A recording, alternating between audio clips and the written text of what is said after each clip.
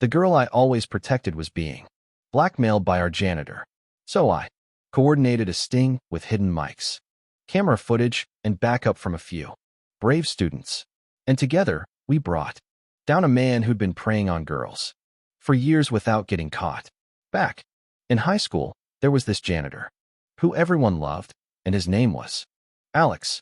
He was the kind of guy who knew every kid's name, gave fist bumps in the hallway, and fixed more broken hearts than lockers. One time, there was this skinny girl who used to come into school once a week, sit alone in the canteen, without any food, and not talk to anyone. Everyone ignored her. But Alex, he saw her. I noticed he'd meet up with her after school, always in the janitor's closet. At first, I thought it was just random. Maybe she needed help with something, but it kept happening. Week after week, same time, same place. Curiosity ate at me. So one day when the corridors were empty, I took a peep through the window. My heart was pounding. I didn't know what I expected to see. Something shady, maybe something awful. But what I saw made my eyes literally pop out of my head. He was handing her boxes of sandwiches, enough to last dozens of meals. I had to stop myself from running in there and giving Alex a big hug. When she turned toward the door, I panicked and ran. This was in the 9th grade. I fully believed. Since that day, they were best friends. But then by 11th grade, everything changed. Everyone had found out about Alex's closet meetups with the girl. At first, people started spreading rumors that he was a creep. And the strange part was that the girl he helped claimed he was creepy too. But the strangest part, Alex admitted to being a creep and said these rumors were true. This spread like wildfire. So much so that the principal got involved and he was going to call her mother to see what the deal was. But he couldn't because her mother was a known psychopath who mistreated her at home, meaning if he did call home, the girl's life would be put on the line for allowing herself to be taken advantage of. And so Alex agreed to take the brunt of these rumors just so the girl's mother wouldn't get involved. This wasn't known information, but I knew all this because the girl actually became my friend. We can call her Sally. After that, I don't know how the janitor managed to keep his job, but he did. And the rumor had its consequences. Soon, the entire school was bullying Alex. They'd constantly break his equipment, which he had to pay to replace, and one guy even peed into his mop bucket when he wasn't looking. I wanted to tell everyone the truth, to defend him. But there was one thing stopping me. You see, Sally's home life was actually a lot worse than I thought. Complete with discipline, substance use, neglect, her mom bringing new guys home every weekend, the works. I did think about calling CPS, but Sally told me not to bother because they had already done multiple house visits, but didn't do anything about it. And this was exactly why I refused to defend Alex. You see, in the midst of all this, Alex did a complete 180. One day, he asked Sally to meet him in the janitor's closet. We thought he wanted to discuss the situation or something, maybe offer an alternative. But no, instead he blackmailed her. He told her that if she didn't start repaying him for what he'd done for her, he'd tell her mom that she had told him to give her sandwiches and extra food that she forced him into, treating her injuries. And because Sally's mom was off the rocker, this was a serious threat. At that moment, Sally knew she had no way out. So she agreed. That day, in the janitor's closet, he stole her innocence. He told her he had every intention of doing it again whenever the urge came up, that he'd been waiting for this moment ever since. That day in 9th grade when she was sitting all by herself, I saw her lip quiver when she told me this, and I let her break down into my arms. But as I softly stroked her hair and caressed her face, a storm was brewing inside me. I had every intention of ruining that man's life, mentally, emotionally, physically, financially, and I would stop at nothing to get my revenge and make Alex pay. By morning, I had approximately 0 good ideas. This wasn't like the movies where some teenager magically outsmarted the bad guy. This was real life with real consequences. The next day at school, I couldn't focus on anything. My chemistry teacher asked me a question, and I just stared blankly until she moved on to someone else. During lunch, I watched Richard mopping the hallway like nothing had happened, like he hadn't just revealed himself to be a monster. I wanted to walk up and punch him in the face, but that wouldn't solve anything. "You look like trash," Sally said, sitting next to me in the cafeteria. She tried to smile, but I could tell she hadn't slept either. "Thanks. You really know how to make a guy feel special," I replied, pushing my untouched lunch toward her. We sat in silence for a while before Sally spoke again. "He wants to meet today after 7th period." My stomach dropped. "You can't go. If I don't, he'll tell my mom everything," she whispered. "I can't risk that." That's when the first part of a plan started forming. Not a good plan. Definitely not a smart plan, but it was something. What if we record him? Get evidence? Sally shook her head. Immediately. "My phone's broken. Remember? Mom threw it against the wall last month." "Right, I'd forgotten about that." "Use mine," I said, pulling out my Nokia brick. It wasn't fancy, but it had a voice recorder function. "Hide it in your pocket. If he says anything inappropriate or threatens you again, we'll have proof." She looked doubtful. "And then what?" That was the problem. I hadn't thought that far ahead. "Then we figure out the next step." Sally reluctantly took my phone, and I showed her how to start the recorder. The plan was for her to meet Richard, record whatever happened, and then we'd meet up at the park a few blocks from school. Afterward, I spent the rest of the day barely breathing, watching the clock tick painfully slowly towards 7th period.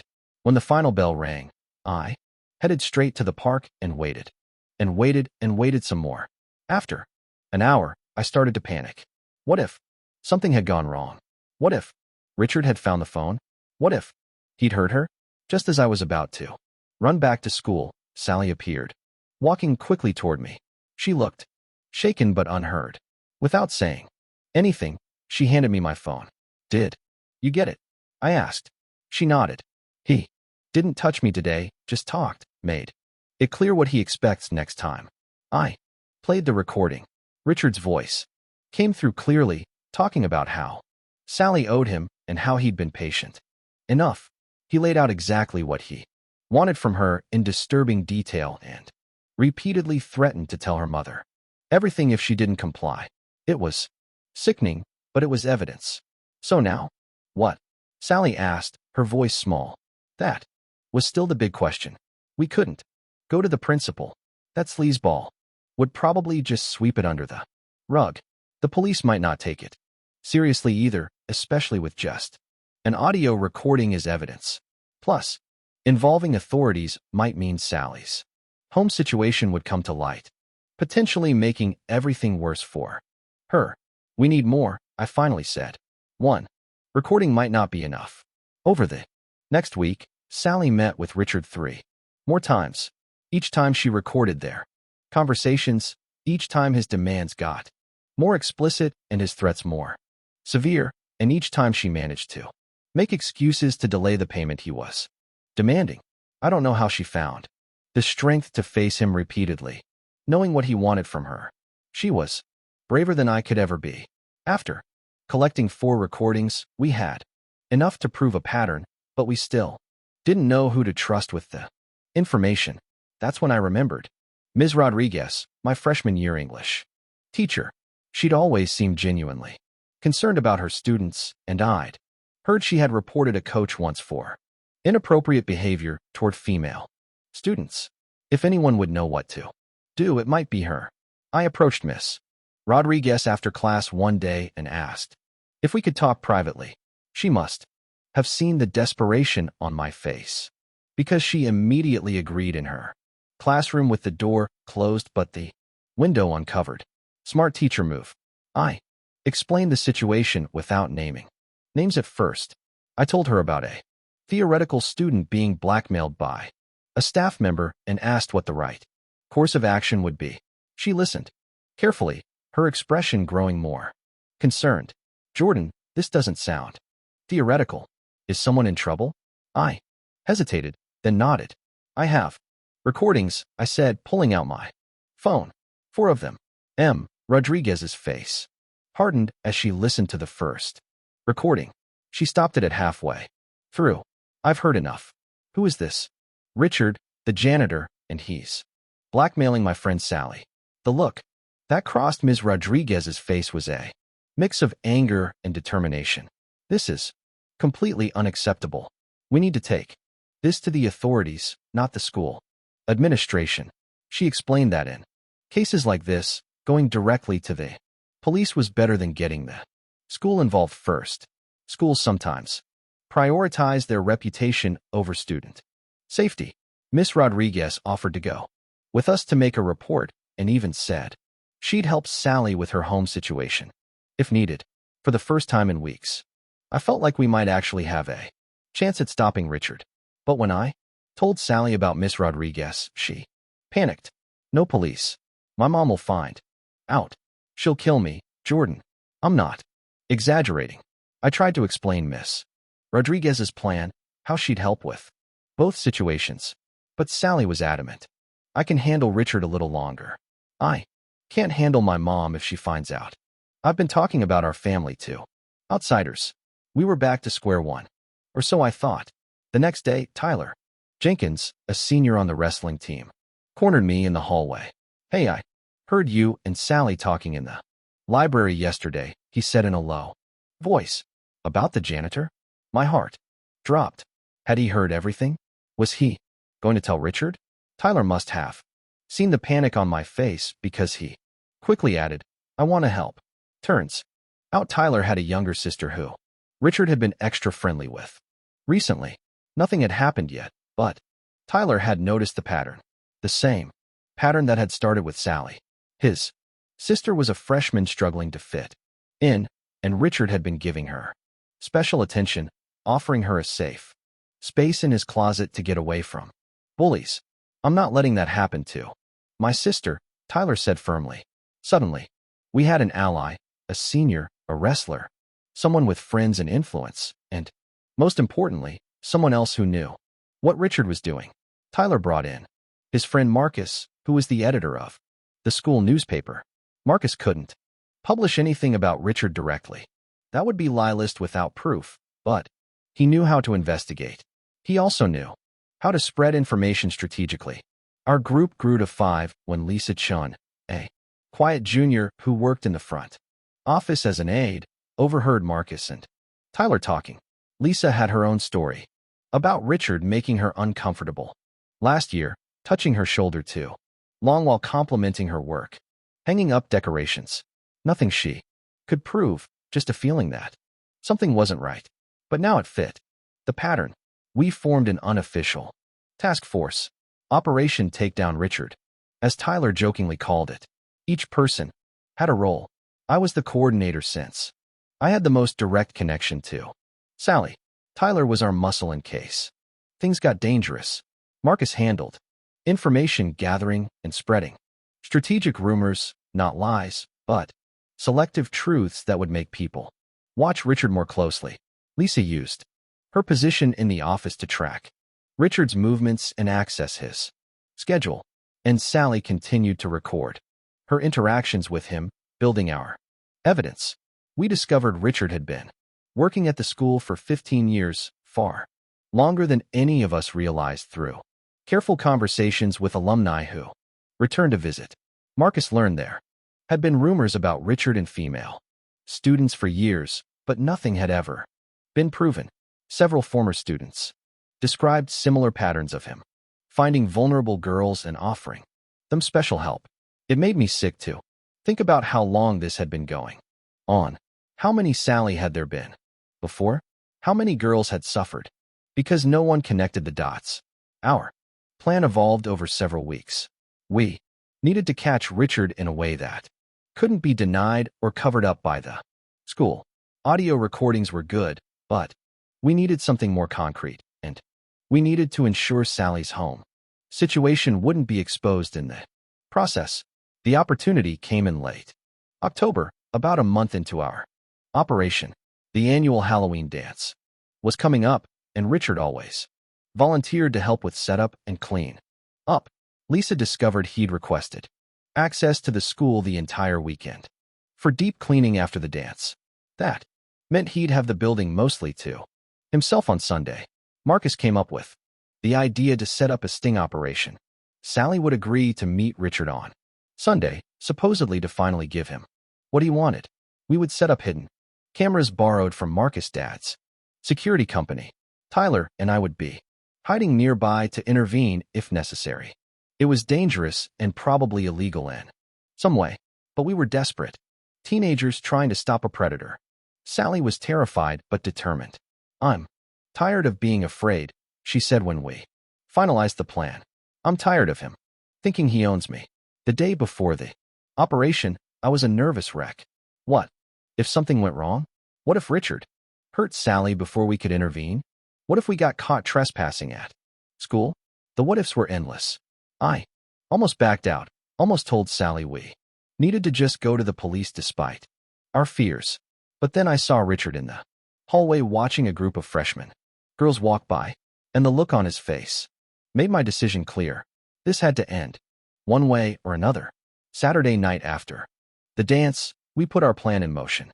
Marcus' dad was out of town, so we borrowed 3 small security cameras. Without permission, Lisa had made a copy of the janitorial staff key during her office aid period. Tyler picked the perfect hiding spots for the cameras in the janitor's office, one on a shelf behind some cleaning supplies, one disguised as a vent near the ceiling, and one inside an empty box of latex gloves. We worked quickly, knowing we only had about 20 minutes between when the dance ended and when Richard would arrive to start cleaning. My heart was pounding so hard I thought it might burst out of my chest. When we heard footsteps in the hallway, we ducked out the back exit, barely making it out before Richard turned the corner. Phase 1 complete. Now came the hard part. Sunday morning, Sally texted me that she'd confirmed the meeting with Richard for 2 p.m. I picked her up at noon, and we went through the plan one more time. She would wear wire, actually just my phone hidden in her pocket again. She would lead the conversation to get Richard to admit what he'd been doing. She would not, under any circumstances, actually let him touch her. If he tried, she would use the code word homework, and Tyler and I would burst in. We arrived at the school at 1:30. The building was eerily quiet on a Sunday. Using Lisa's key, we let ourselves in through a side entrance. Tyler and I took our positions in a supply closet near the janitor's office, leaving the door cracked open just enough to see and hear. Sally went alone to meet Richard. Richard arrived precisely at 2 p.m.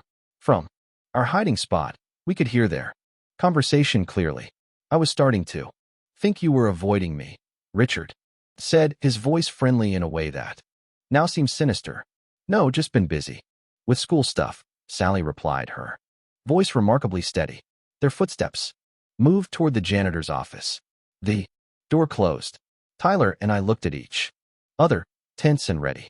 Through the crack in our door, we could see into the small window of Richard's office. The cameras were recording everything. The conversation started innocuously enough. Richard asked about school, about teachers, about how Sally was doing. Then it turned. "So, you ready to start paying me back for all my help?" he asked, his voice suddenly different. "What exactly do you want from me?" Sally asked, clearly trying to get him to be explicit for the recording. And explicit he was. He laid out in disgusting detail what he expected from her, what he'd been dreaming about since 9th grade. He reminded her of how he'd protected her, fed her, kept her safe from her mother. He talked about the other girls before her who had been grateful for his help. I felt sick listening to him. Tyler's hands were clenched into fists so tight his knuckles were white. Then Richard moved toward Sally. "Let's start with a kiss," he said. "I have a lot of homework today," Sally said loudly. Our code word. That was all we needed. Tyler burst through the door first with me. Right behind him, Richard's face went from confusion to anger in an instant. "What the hell is this?" he demanded, backing away from Sally. "It's over." Richard I said, trying to keep my voice from shaking. We have everything. On camera. We have recordings of every meeting for the last month. We know about the other girls. For a moment, I thought he might attack us. He was an adult man facing two teenage boys. And, despite Tyler's wrestling prowess, Richard had at least 50 pounds on him. But then Richard's expression changed to something calculating. No one will believe you, he said calmly. It's the word of 3 troubled teens against a staff member who's worked here for 15 years. You really think anyone will take your side? They will when they see the videos, Sally said, finding her voice. She moved to stand between Tyler and me. And when they hear the tapes and when the other girls start coming forward. Richard's face went pale. What other girls? We've been talking to people, I said. Former students, current students. You've been doing this for years. Richard, did you think no one would ever connect the dots? For a brief, terrifying moment, Richard looked like he might lunge at us. But then his shoulders slumped. You're bluffing, he said. But he didn't sound convinced. That's when Marcus appeared in the doorway right on schedule. He'd been waiting outside for our signal. Tyler had texted him when we entered the janitor's office. Marcus held up his video camera. Not bluffing. And I've got the last few minutes on video, too, just as backup. The plan had worked almost perfectly, but we hadn't anticipated what happened next. Richard suddenly bolted toward the door, shoving past Marcus with surprising speed. He ran down the hallway toward the exit. Tyler took off after him while I stayed with Sally. We heard a crash, then shouting. When we reached them, Tyler had Richard pinned on the ground near the school's front entrance. A decorative Halloween display had been knocked over in the struggle. Fake spiderwebs and plastic pumpkins scattered across the floor. Call the police, Tyler grunted, struggling to hold Richard down. Marcus was already on it, using the main office phone to dial 911. Student reporting in. Emergency at Westlake High School, he said clearly. We've apprehended a staff member who has been sexually harassing and attempting to assault students. We need police immediately. The next few hours were a blur. Police arrived within minutes. We showed them the recordings and explained what had been happening. Officers took statements from each of us. Separately, they confiscated our cameras. As evidence, one female officer took Sally aside for a private conversation. That lasted nearly an hour. I was terrified that Sally's home situation would come to light, that everything we'd done to protect her would backfire.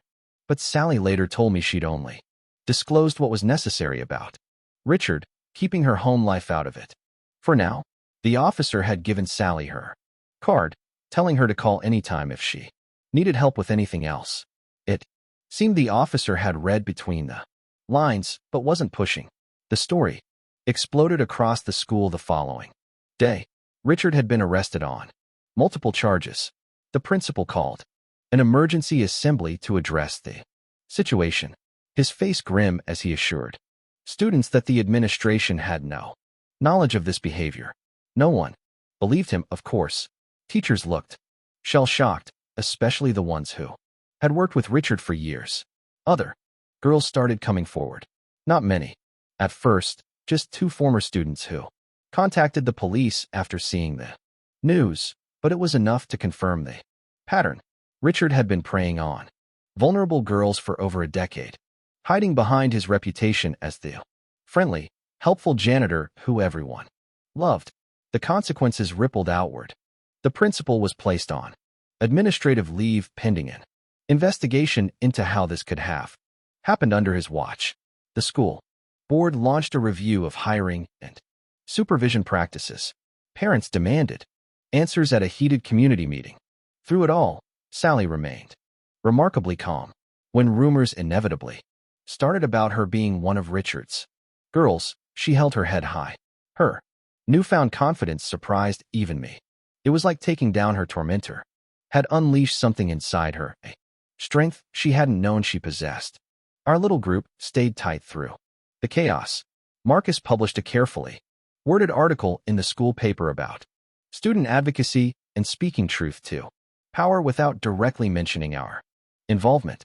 The principal's temporary replacement had forbidden any specific coverage of the case. Lisa continued, gathering information from the office, keeping us updated on the official response and investigation. Tyler started a sort of informal support network for students who had experienced harassment but were afraid to report it. And me, I stuck close to Sally, bringing her lunch every day, walking her to classes, making sure no one gave her trouble about the Richard situation. We became inseparable. My feelings for her grew stronger, but I kept them to myself. She had been through enough without having to deal with my teenage crush.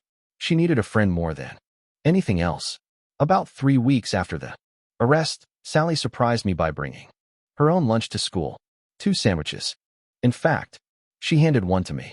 My aunt, staying with us for a while, she explained when I looked confused. My mom's been better with her around. They've been cooking actual meals. It turned out that the chaos with Richard had indirectly led to positive changes. After seeing how close Sally had come to being victimized again, her Aunt Barbara had insisted on staying with them. She'd confronted Sally's mother about her treatment of Sally, and for once, her mother actually seemed to be listening. The therapy sessions had just begun, and there were no miraculous overnight changes, but it was a start. Sally started coming to school every day. Her grades improved. She even joined the photography club after Marcus noticed her taking pictures during lunch one day and encouraged her to check it out. Slowly but surely, she was building a normal teenage life. The preliminary hearing for Richard's case was scheduled for December. The prosecutor warned us that we would all likely need to testify eventually, but for now, our statements and the recordings were enough to keep him in custody without bail. He'd been fired from the school, of course, and his picture had been in the local paper. His life as he knew it was effectively over. I should have felt triumphant. We had taken down a predator, potentially saved other girls from becoming his victims, and helped Sally escape his clutches. But instead, I felt hollow. What had happened to Sally, both with Richard and at home, should never have been possible. How many adults had failed to notice or act? How many systems had broken down to allow these abuses to continue? One afternoon in early December, Sally and I were sitting in the local coffee shop working on homework.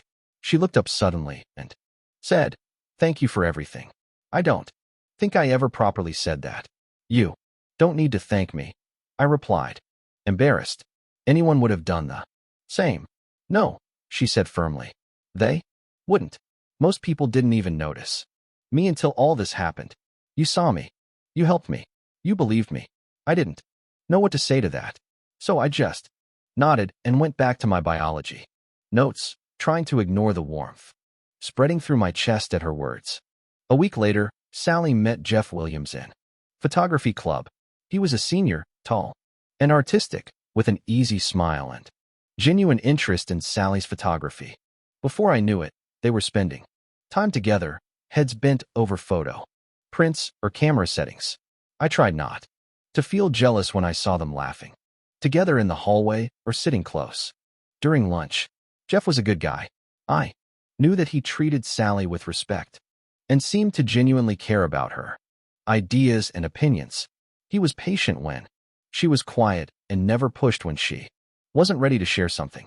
He was, in many ways, exactly what she needed after everything she'd been through. Still, watching them grow closer was harder than I expected. I had spent months protecting Sally, caring for her, being her rock during the worst time in her life. And now that things were finally getting better, someone else was there to share in her happiness. The irrational part of me felt like I was being replaced, even though I knew that wasn't fair or true. One Friday in mid-December, Sally bounced up to me before first period, more animated than I'd ever seen her. Jeff asked me to the winter formal, she said, her eyes bright with excitement. My first real dance. My aunt is taking me shopping for a dress this weekend. I forced a smile. That's great, S. You deserve to have some fun. She studied my face for a moment, her expression turning thoughtful. You're coming too, right? We could all go as a group. You, me, Jeff, and maybe you could ask someone. The thought of spending the evening watching Sally and Jeff's slow dance made my stomach twist. But how could I say no to her when she looked so happy? Yeah, maybe, I said. Non-committee. As the dance approached, Sally's transformation continued. She gained a healthy amount of weight. She got a new haircut that framed her face perfectly. She started wearing colors instead of just black and gray. She smiled more easily and laughed more freely. Seeing her blossom was amazing, even if it hurt that I wasn't the reason for her happiness. I decided not to go to the dance. I told Sally I had a family thing that weekend, which wasn't completely a lie. My cousin was visiting from out of state, but I could have skipped out on the family dinner if I really wanted to. The truth was, I just couldn't handle watching Sally slow dance with Jeff all night while I stood awkwardly by the punch bowl trying to look like I was having a good time. The Monday after the dance, Sally cornered me at my locker before first period. She was practically glowing, wearing this blue sweater that made her eyes pop. It was weird seeing her so normal, like a regular teenage girl excited about a dance instead of someone who'd been through hell. Why didn't you come? She demanded, crossing her arms. And don't say family stuff. Tyler said he saw your cousin's Instagram and you guys were done with dinner by 8. Busted. I should have known Tyler would somehow catch me in the lie. I just didn't feel like going. I mumbled, rearranging the books in my locker like they were suddenly the most interesting things in the world. You've been weird ever since Jeff asked me to the dance, she said, her voice softening. Are you mad at me or something? I slammed my locker shut harder than I meant to, making Sally jump. I'm not mad at you. I could never be mad at you. The words got stuck in my throat. Just what? She pressed. The bell rang, saving me from having to answer. We're going to be late, I said, already backing away toward my first class. Talk later, okay? I spent the next week avoiding any one-on-one time with Sally. It wasn't hard since she was spending most of her free time with Jeff anyway. I told myself I was giving them space, but really, I was being a coward. I couldn't bring myself to tell her how I felt because I was afraid of ruining our friendship, and I couldn't pretend everything was normal because it hurt too much. During this time, we got word that Richard had taken a plea deal. He'd serve at least 5 years and have to register as an offender afterward. It meant none of us would have to testify in court, which was a huge relief for Sally. The principal wasn't coming back either. The investigation had uncovered that he'd ignored previous complaints about Richard. The school board quietly asked for his resignation. In January, things with Sally's mom took an unexpected turn. Her aunt announced she was moving in permanently and that Sally's mom was getting help for her issues, which was adult speak for rehab or therapy or something. Sally didn't share all the details, but she seemed cautiously hopeful about the changes at home.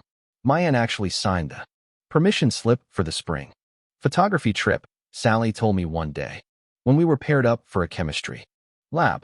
It was the longest conversation we'd had in weeks. Mom would never have done that before.